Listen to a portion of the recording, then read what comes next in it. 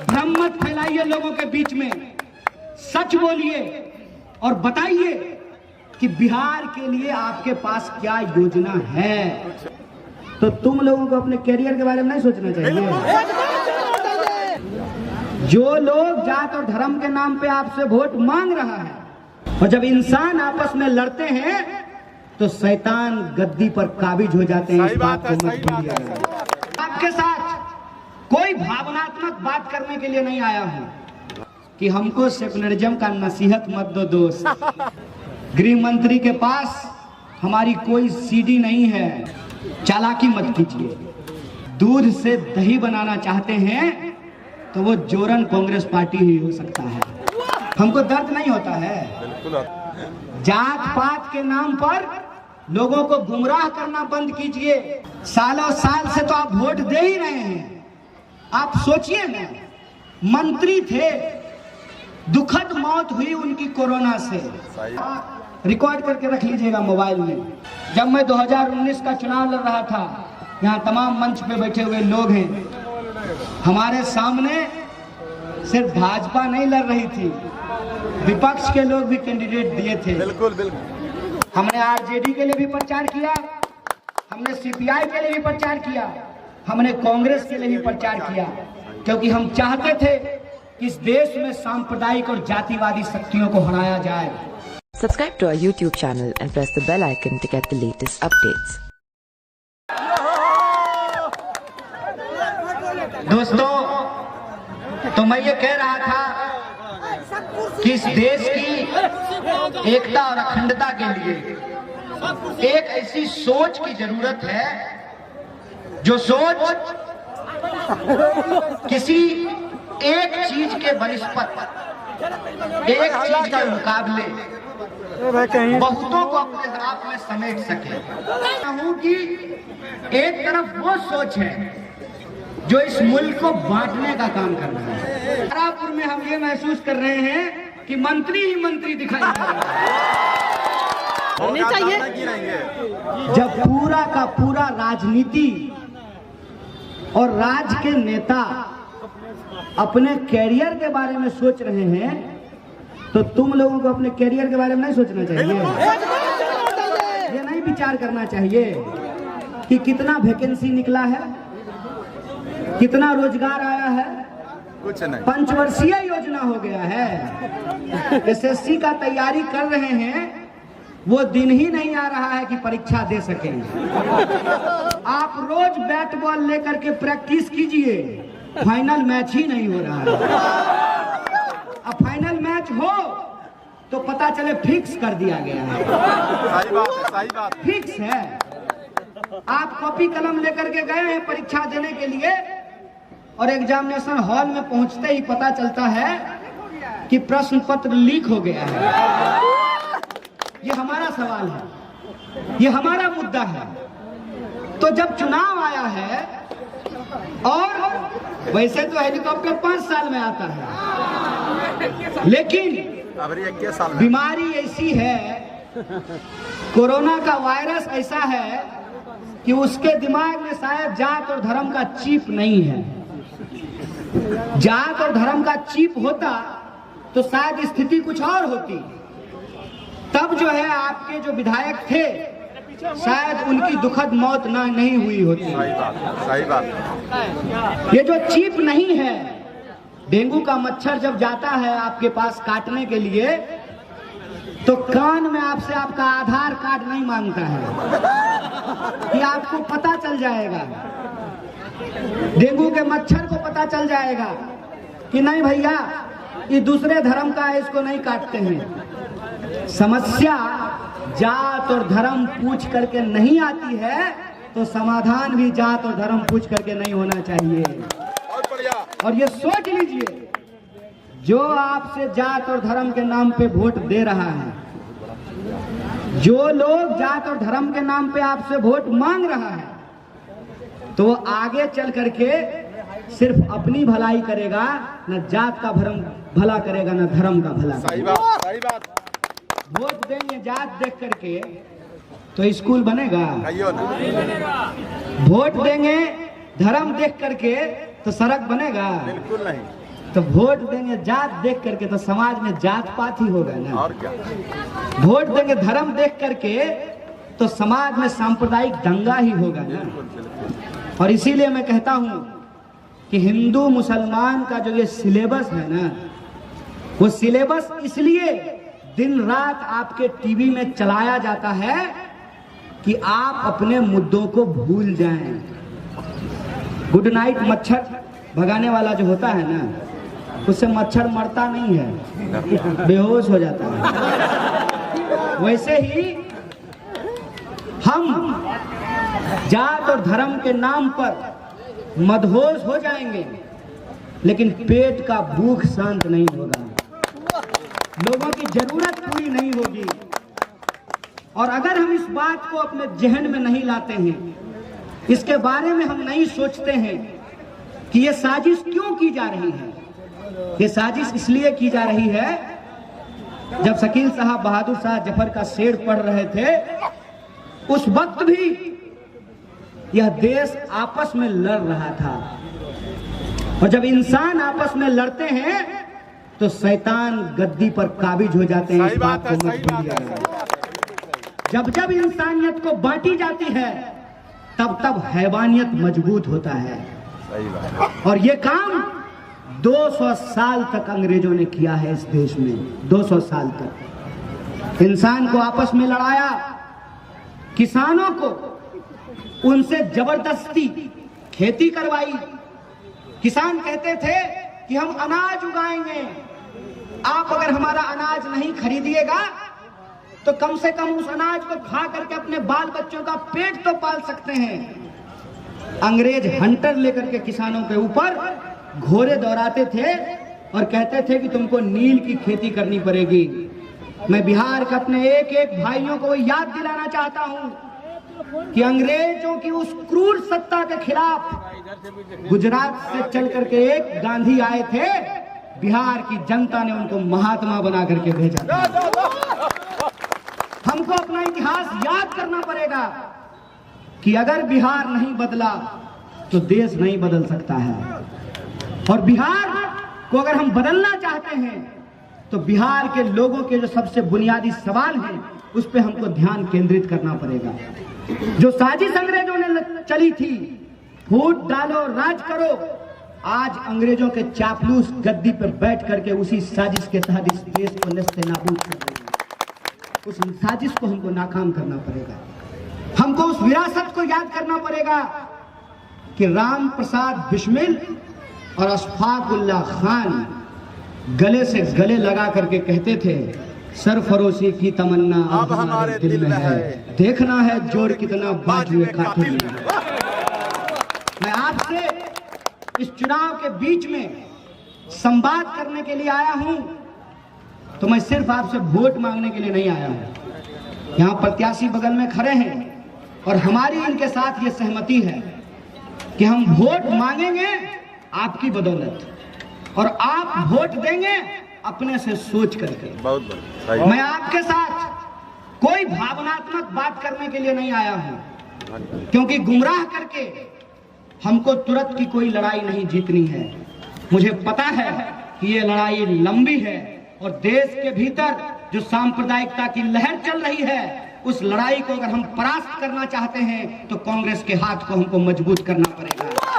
क्योंकि कांग्रेस वो पार्टी है जिस पार्टी में पंडित जवाहरलाल नेहरू भी थे और मौलाना अबुल कलाम आजाद भी थे। कांग्रेस वो पार्टी है कि बिहार के नेता बाबू अनुग्रह नारायण सिंह भी थे और मौलाना मजरूल हक भी थे। तो मैं उन तमाम लोगों को ये कहना चाहता हूं कि हमको सेकुलरिज्म का नसीहत मत दो दोस्त। पता है क्यों? गृह मंत्री के पास हमारी कोई सीडी नहीं है, कोई सीडी नहीं है गृह मंत्री के पास, और हमने चोरी बेईमानी करके कोई महल नहीं बनाया है कि हम ईडी से डर जाएं। न सीडी है न ईडी से डरते हैं। सच बोलेंगे, सीना ठोक करके बोलेंगे, इसलिए हमको लड़ाई मत सिखाओ। हम ये कहते हैं कि इस लड़ाई में एकता की जरूरत है। हम मुकम्मल एकता चाहते हैं, लेकिन चालाकी मत कीजिए, चालाकी मत कीजिए। सचमुच अगर आप दूध से दही बनाना चाहते हैं तो वो जोरन कांग्रेस पार्टी ही हो सकता है। भ्रम मत फैलाइए लोगों के बीच में, सच बोलिए और बताइए कि बिहार के लिए आपके पास क्या योजना है। कुछ नहीं। बिहार की जनता जिन समस्याओं से आज जूझ रही है, उस समस्या का आप मुकम्मल समाधान क्या दे सकते हैं, हमको ये बताइए। अगर हमसे पूछिएगा, हम पीएचडी करके पूरा देश घूम करके यह बात समझे हैं कि बिहारियों के भीतर परिश्रम की कोई कमी नहीं है। बिल्कुल नहीं है। अगर हम मेहनती नहीं होते तो कश्मीर से लेकर के कन्याकुमारी तक हर मेहनत का काम बिहारी नहीं कर रहा होता। क्या नहीं करते हैं हम? ठेला चलाते हैं, रिक्शा चलाते हैं, दूसरे के खेतों में जाकर काम करते हैं, बैग बनाते हैं, दर्जी का काम करते हैं, फैक्ट्रियों में काम करते हैं, स्कूलों में पढ़ाते हैं, यहाँ तक कि इस देश की पूरी ब्यूरोक्रेसी बिहारियों के कंधे पे टिकी हुई है। लेकिन एक बात हमको बार बार मन में आता है और आपके मन में भी आता होगा कि क्या नहीं है हमारे पास। 12 करोड़ से ज्यादा आबादी है हमारी, इतना उपजाऊ जमीन है हमारे पास, आखिर कहां कमी रह गई कि हर चीज के लिए हमको बाहर जाना पड़ रहा है। वो गाना आप लोगों ने सुना होगा, मेरे पिया गए रंगून वहां से किया है टेलीफोन। अभी तक पिया जो है रंगून तो नहीं जा रहे, लेकिन दिल्ली, बंगलोर, कलकत्ता जरूर जा रहे हैं। काम करने के लिए अपना प्रदेश छोड़ करके दूसरे प्रदेश में जाइए, पढ़ने के लिए अपना प्रदेश छोड़ करके दूसरे प्रदेश में जाइए। हमको भी अपनी उच्च शिक्षा लेने के लिए दिल्ली जानी पड़ी। क्या जरूरी था? अगर यहीं हम उच्च शिक्षा ले सकते हैं तो हम यहीं उच्च शिक्षा लेते ना। बिल्कुल। किसको मन करता है घर से दूर चले जाएं और रात को जो है पत्नी से वीडियो कॉल करें? जब पत्नी साथ में ही हो तो क्या जरूरी है 650 रुपया का जियो धनाधन रिचार्ज करेंगे? क्या जरूरत है? काम करने के लिए बाहर जाइए, पढ़ने के लिए बाहर जाइए, इलाज करने के लिए बाहर जाइए। और नया नया ब्याह होता है आजकल सबको, तो हनीमून मनाने के लिए भी बाहर जाते हैं। क्या है भाई, यहाँ लोग नालंदा घूमने नहीं आ सकता है? राजगीर, खड़गपुर झील लोग नहीं आएगा देखने के लिए? यहाँ रिजॉर्ट नहीं बन सकता है? अरे कोई आए कभी? पंजाब का लोग भी हमारे खेतों में धान काटते, हम ही को क्यों जाना पड़ता है पंजाब दूसरी जगह धान काटने के लिए? कभी शिमला के लोग भी आते बोध गया घूमने के लिए, हमको ही मनाली जाने की क्यों जरूरत पड़ेगी? यह बात मैं भारत के किसी इलाके में जाता हूं तो ये सोचता हूं कि इतनी मेहनत करते हैं हम, पहाड़ से लेकर समंदर तक, कश्मीर से लेकर के त्रिवेंद्रम तक। क्या -डिग्री में टेम्परेचर जहां होता है, वहां से लेकर जहां 44 डिग्री 45 डिग्री टेम्परेचर होता है, वहां तक जाकर के हम लोग काम करते हैं। कहा है भाई, स्टील के बने हुए हैं हम लोग, हमको दर्द नहीं होता है? हमको भी गर्मी लगती होगी, लेकिन हम मजबूर हैं। इस मजबूरी का समाधान ये है कि चिकनी चुपड़ी गोल गोल बातें करना बंद कीजिए। जात पात के नाम पर लोगों को गुमराह करना बंद कीजिए। ये बताइए कि जो गद्दी पे थे या जो गद्दी पे हैं या जो गद्दी पे आना चाहते हैं, क्या बिहार की जनता के लिए क्या करना चाहते हैं? ये हमारा मुद्दा है, ये हमारा सवाल है। आप बताइए कि बिहार के नौजवानों को रोजगार क्यों नहीं मिल रहा है? फैक्ट्रियां क्यों नहीं खुल रही हैं? और जो वादे किए गए वो वादे क्यों नहीं पूरे हो रहे? ये सवाल हमारे मन में होना चाहिए। चुनाव ही वो मौका है जहां आप नेताओं को उनकी औकात बता सकते हैं, उनसे पूछ सकते हैं कि आपने हमारे इलाके के लिए क्या काम किया है। और जो लोग ये कह रहे हैं कि हम काम करेंगे, उससे भी जरा पूछिए कि ये काम कैसे करेंगे। और मैं अगर आपके बीच में इतने आत्मविश्वास से बोल रहा हूं, उसका एकमात्र कारण है कि राजेश जी पिछले कई सालों से हर कोई इस बात को स्वीकार करता है कि सबसे अच्छा कैंडिडेट तो यही है। तो सबसे अच्छा कैंडिडेट जब ये हैं तो मन में दुविधा किस बात की है? कोई दुविधा नहीं है। हम एक चुनाव हारे हैं। जब हम जाते थे, हम चुनाव जीते भी यूनिवर्सिटी का, जब हम जाते थे तो लोग हमको यही कहते थे कि देखिए आपका बात तो सब ठीक है, आपकी बात से हमको कोई दिक्कत नहीं है, लेकिन ऐसा लगता है ना कि आपको वोट देंगे ना तो वोट बट जाएगा और भाजपा जीत जाएगा।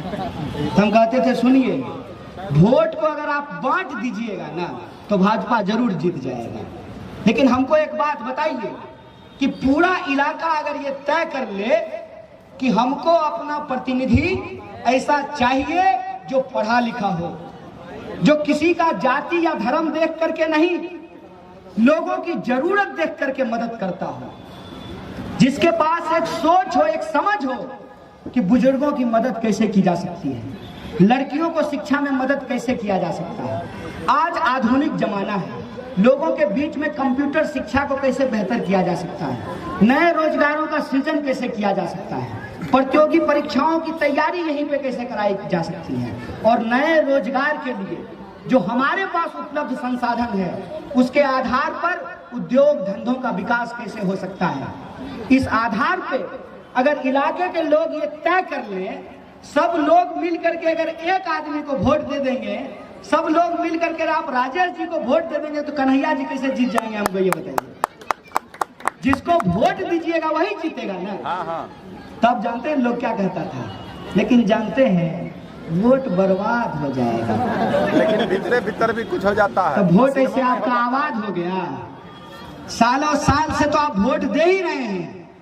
आप सोचिए ना, मंत्री थे, दुखद मौत हुई उनकी कोरोना से। सही बात। जब मंत्री जी को बेड नहीं मिला तो आपको हमको कौन पूछ रहा है? बिल्कुल सही बात। बोलिए, तो वोट आबाद हो गया था कि वोट बर्बाद ही हो गया था?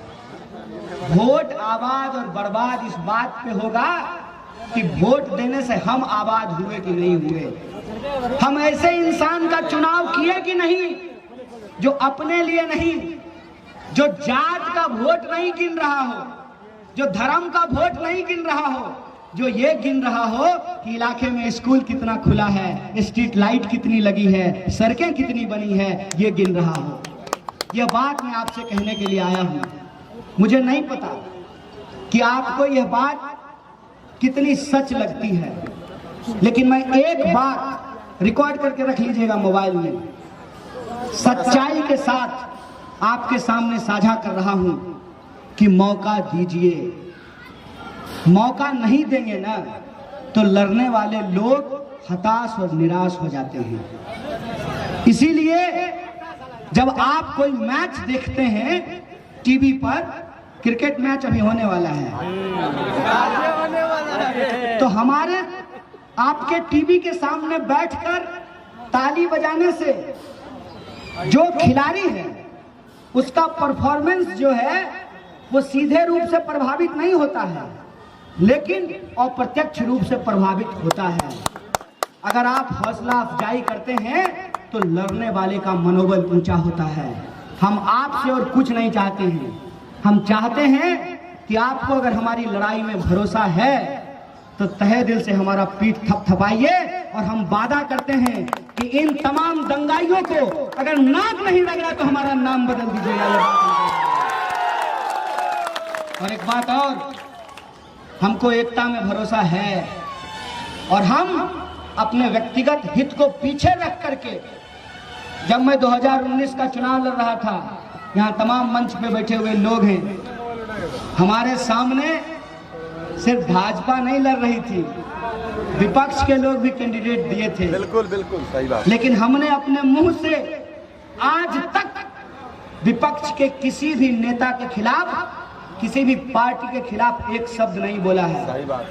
क्योंकि हमारी समझ ये है कि हम राजनीति में व्यक्तिगत हित के लिए नहीं आए हैं, जनहित और देश का हित सर्वोपरि है हमारे लिए। और उस वक्त जब हम उस लड़ाई में थे, एकता की जरूरत महसूस करते हुए, उसमें हमारी तात्कालिक संख्या के आधार पे हार हुई, लेकिन हमने लड़ना नहीं छोड़ा है।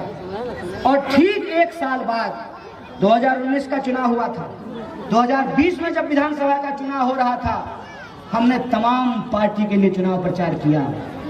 हमने आरजेडी के लिए भी प्रचार किया, हमने सीपीआई के लिए भी प्रचार किया, हमने कांग्रेस के लिए भी प्रचार किया, क्योंकि हम चाहते थे कि इस देश में सांप्रदायिक और जातिवादी शक्तियों को हराया जाए। इसीलिए हमको जिनकी वजह से हार मिली, उस हार को भुला करके इस देश की जनता और इस प्रदेश की जनता को जिताने के लिए हम एकता के साथ खड़े हुए। हमने एकता नहीं तोड़ी है, लेकिन ये बात आप लोगों को भी अपने आंख में रखनी पड़ेगी कि बिहार का अगर हम भला चाहते हैं तो हमको बदलाव के विकल्प को सावधानी से चुनना पड़ेगा। और जब अगर बदलाव के विकल्प को आप सावधानी से चुन रहे हैं तो एक बात को ध्यान में रखिएगा कि हमको कांग्रेस जैसी पार्टी की जरूरत हमेशा होगी।